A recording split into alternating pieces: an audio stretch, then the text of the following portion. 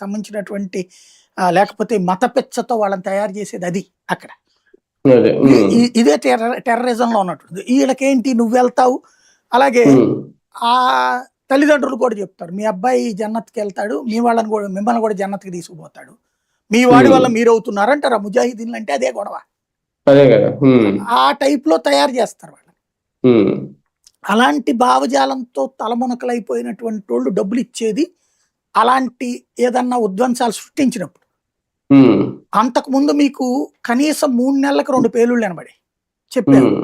హర్యానాలో జరిగిందా, ఉత్తరాఖండ్ లో జరిగిందా, తమిళనాడులో జరిగింది. ఇవి ఇదివరకు ఏంటంటే రాష్ట్ర పోలీస్ సపరేటు, సిబిఐ సపరేటు, రా సపరేటు, మిలిటరీ ఇంటెలిజెన్స్ సపరేటు, ఇట్లాగే ఎవడి పని వాళ్ళు చేసుకునేవాడు.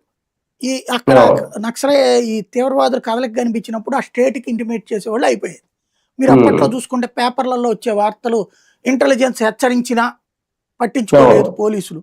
పోలీసులను అడిగితే వాళ్ళు రొటీన్గా అలర్ట్ చాలా సార్లు ఇస్తుంటారు, 100లో 95 సార్లు అవ్వదు, 5 సార్లు జరిగినప్పుడు మమ్మల్ని ఎట్ట అంటారు, స్పెసిఫిక్ లేదంట. అరే స్పెసిఫిక్ ఎత్తే నువ్వెందుకురా మేమే వచ్చి పట్టుకుంటాం కదా అంటారు సెంట్రల్ బలగా. ఇట్లాగే సమన్వయ లోపం ఉండేది. మోడీ వచ్చిన తర్వాత అమిత్ షా ప్లాన్ చేసింది ఏంటంటే హోంమంత్రిగా అన్ని వ్యవస్థల అనుసంధానం అంతా ఆన్లైన్ సిస్టమ్ లోనే. ఇంకా దీంట్లో కాదు కూడదనడానికి ఏం లేదు.